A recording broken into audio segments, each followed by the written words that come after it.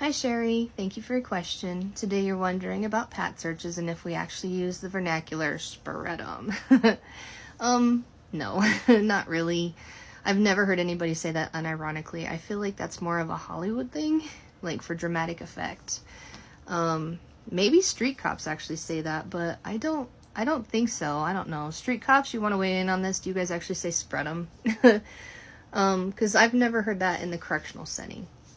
Except like maybe as a joke to fellow officers. You'd never make the joke to an offender, but there's not really a rule that bars you against saying that, but it's just ick. It's very cringe, and the reason for that is inmates have this unholy tendency to turn everything into sexual innuendo, and for a female officer patting out a male offender, that's just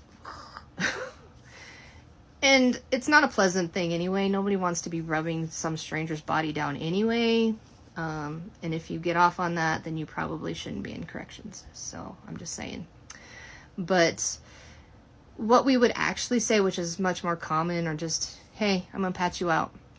And sometimes they just automatically know they're about to get a pat out because, like, if they're leaving their work area, they just automatically get patted out. So you don't even have to say anything. You're just like, come on, let's go.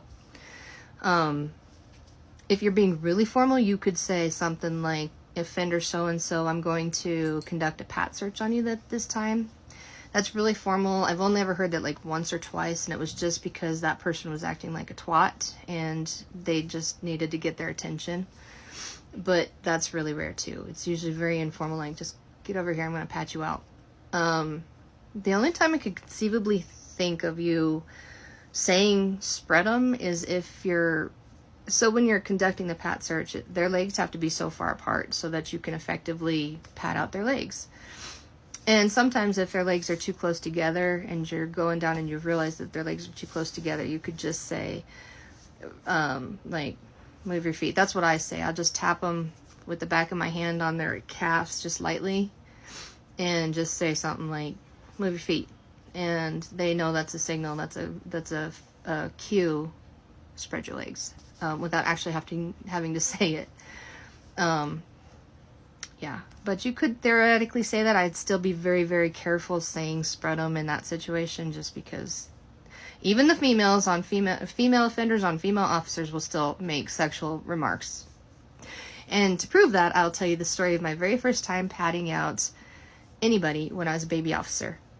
I was still in housing at the time, and they didn't have enough female staff to go pat these girls out. So at my first facility, because the mentally ill inmates couldn't come down and work in the kitchen, they bussed in female offenders to that facility. And before they returned to their home facility, to the women's prison, they had to be patted out. Because like I said, every time they leave their work area, they get patted out. So they called me down to pat them out because there weren't enough female officers. So that was my very first time. And I did it. I was afraid of messing up. So I did it very thoroughly, like I was taught in the academy, just very, very thoroughly on each one. I didn't want to screw up.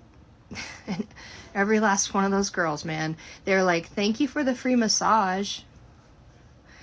And the other officers were like, you did a good job. And I think they were being smartasses in retrospect. So anyway, I hope that answers your question. This is a much shorter video than the last one, but yeah, don't say spread 'em in a prison setting unless you just want some disgusting remark to be made about you. So have a good night. Thank you for your question, and I'll talk to you later.